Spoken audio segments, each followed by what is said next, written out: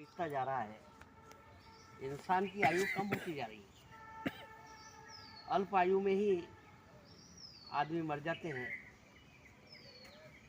आज से ज़्यादा समय नहीं, 500 वर्ष पूर्व ही की बात करें तो व्यक्ति दीर्घायु हुआ करते थे। उसका कारण ये है कि हम भगवान नाम स्मरण करना भूल गए हैं या बहुत कम करते हैं। जो उठते बैठते सोते जागते भगवान नाम का स्मरण करते थे, उनकी आयु बहुत लंबी होती थी। स्वामी रामानंद जी 191 वर्ष तक जिए। तुलसीदास जी 125 वर्ष तक जिए। कबीरदास जी 130 वर्ष तक जिए। इसका कारण यह है कि वे दिन रात उठते बैठते सोते जागते भगवान नाम का ही स्मरण किया करते थे। इसी तरह से कबीरदास जी भगवान नाम का स्मरण करते हुए एक गली से जा रहे थे। उनके आगे आगे 4-5 महिलाएं बातें करती जा रही थी। उसमें से एक महिला की नई नई सगाई हुई थी और ससुराल पक्ष से उसके पति ने उसके लिए पहनने के लिए, नाक में पहनने के लिए एक नथनी भेजी थी। तो नथनी दिखा दिखा करके सभी महिलाओं को उसकी तारीफ कर रही थी कि देखो मेरे ससुराल से मेरे होने वाले पति ने मेरे लिए ऐसी सोने की नथ भेजी है जिसके अंदर हीरा लगा हुआ है और ये बहुत ज़्यादा कीमती है और ये मेरे चेहरे पर अच्छी सुंदर लग रही है और मेरी नाक की शोभा बढ़ा रही है। इस तरह से वो उसके प्रेमी का और नथनी का गुणगान किए जा रही थी। तब कबीरदास जी के मन में आया तो उन्होंने ये कहा कि नथनी भेजी यार ने चिंतन बारंबार और नाक दीन करतार ने उसको दिया विसार। भगवान ने तुझे नाक दी है, उसको तो तू भूल गई। अगर नाक दी होती तो ये नथनी पहनती किसमें? और जो नाक देने वाला उसको तो देने भूल गई, उसको नाम नहीं ले रही है।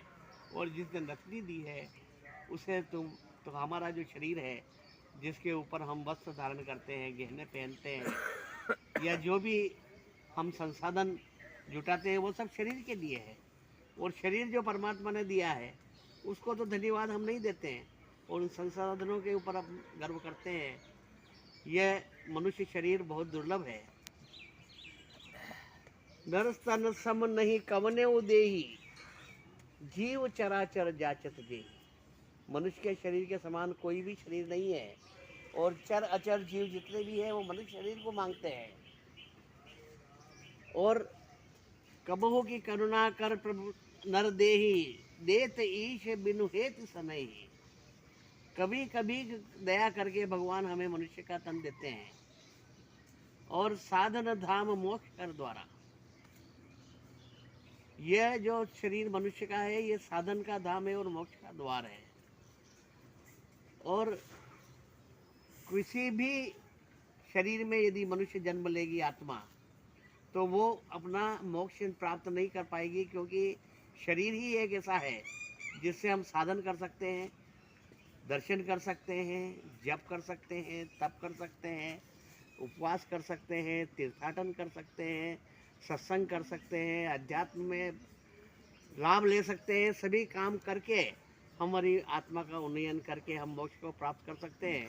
और मनुष्य के शरीर के अलावा और कोई ऐसा शरीर नहीं है जिससे मनुष्य मोक्ष को प्राप्त कर सके। इसलिए इस प्रकार का शरीर जो भगवान ने हमें दिया है, जो देवताओं को भी दुर्लभ है।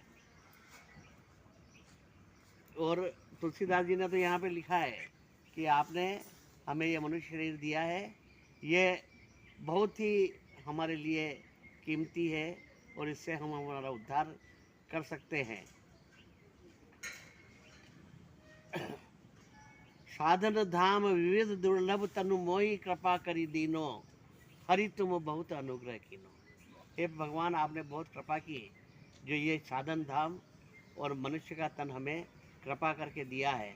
तो जो हमें भगवान ने शरीर दिया है उसके प्रति हम धन्यवाद करें, क्योंकि इस शरीर से ही हम अपनी आत्मा का उद्धार उन्नयन कर सकते हैं और मोक्ष को प्राप्त कर सकते हैं। बाकी जो सब सांसारिक चीज़ें हैं उनके ऊपर उनका चिंतन मनन न करें, उनका ध्यान न करें, और यदि ईश्वर की ओर ही हमारा ध्यान रहेगा, उठते बैठते सोते जागते यदि भगवान नाम का हम स्मरण चिंतन करते रहेंगे तो हम स्वस्थ सुखी दीर्घायु जीवन जिएंगे और यशस्वी तेजस्वी और शांति संतोष को प्राप्त करेंगे। भगवान का नाम ही रामानंद जी ने कहा कि यही इस जीवन का सार है, इसके लिए सब बातें, उसके बिना सब बातें बेकार हैं।